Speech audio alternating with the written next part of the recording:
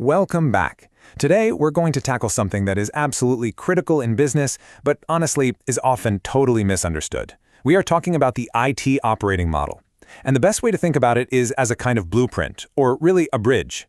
So here's our game plan. We're going to start with a massive problem that tons of companies run into. Then we'll introduce the IT operating model as the solution. We'll define what it actually is, break it down to see what it's made of, and finally, we'll see why this whole thing is such a game changer for actually getting things done. All right, first things first, let's talk about this giant gap. It's like a chasm, really, that so many businesses just fall right into. It's that huge, empty space between their biggest, boldest ambitions and what their people are actually doing day in and day out. I mean, you've seen it, right? Companies spend a fortune, millions, crafting the perfect strategy. But then what? How do you actually bring that strategy to life? What's the real connection between the shiny PowerPoint in the boardroom and the teams on the ground doing the work? And here's the hard truth. Way too often, the answer is nothing.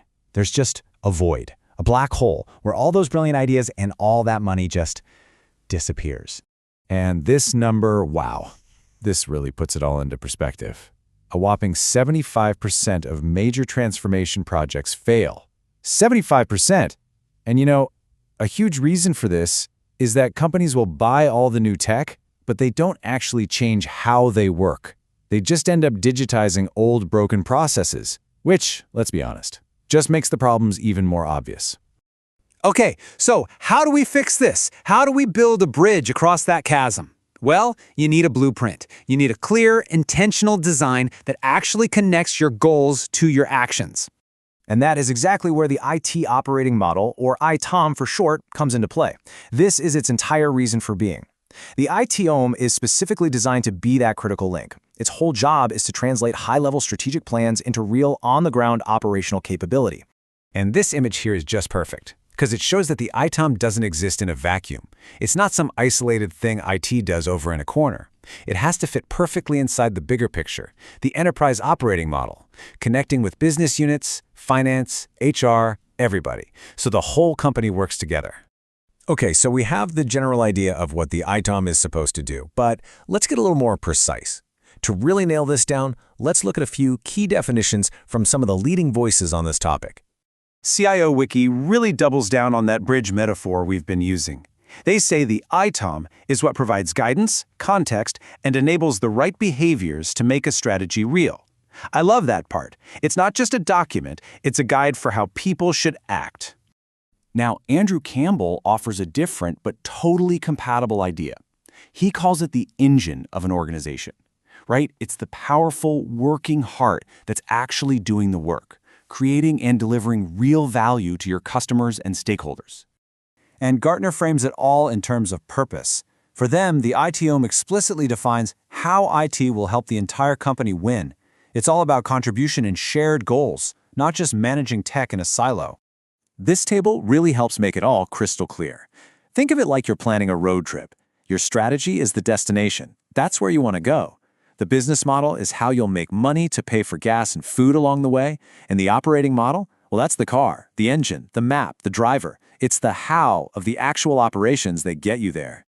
And listen, this next point is absolutely crucial. An ITOM is not the same as an IT framework like ITIL or COBIT. A framework gives you the what, a set of best practices for your internal IT processes. But the operating model, that defines the why and the how. Why are we doing this, and how are we going to deliver value to the entire business? It's a huge difference. So if we're going to build this bridge or this engine, what are the core materials we need? If we're going to design one of these things, what are the key components we actually have to define? Let's pop the hood and take a look. Andrew Campbell, the engine guy, gives us this fantastic little mnemonic to remember all the key elements you need. It's just a simple way to make sure you've covered all your bases when you're designing your model. And that mnemonic is POLISM, P-O-L-I-S-M. It stands for processes, the actual workflows; organization, the people and team structures; locations, which is, where the work gets done; I for information, the data and systems you need; S for suppliers, your partners; and finally M for the management system, which is how you run the whole thing. Each of these is like a critical pillar holding up that bridge. Now, Gartner gives us another powerful way to look at it. They group all the components into 3 key areas: how IT engages with the business, how it enables itself with all the right resources and people, and of course, how it actually delivers value through its work.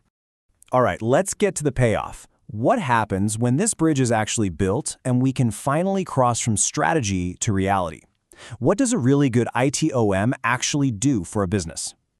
Well, as you can see, the benefits are pretty immense. Yeah, of course, you get alignment with strategy. That's the main goal. But you also get stuff like operational efficiency, clear roles so people aren't confused, and IT becomes a predictable, trusted partner. This isn't just about making IT better, it's about creating clarity and a solid foundation for the entire organization to grow. This quote from Bain & Company just perfectly nails the key takeaway. A strong operating model is not just a nice to have. It is the essential, non-negotiable link you need to turn a plan into a result. Period. So, I'll just leave you with this final thought. Take a hard look at your own organization. Is your IT operating model a powerful, well-engineered bridge that connects your goals to your outcomes? Or is it maybe an invisible barrier, a source of friction that's actually holding you back?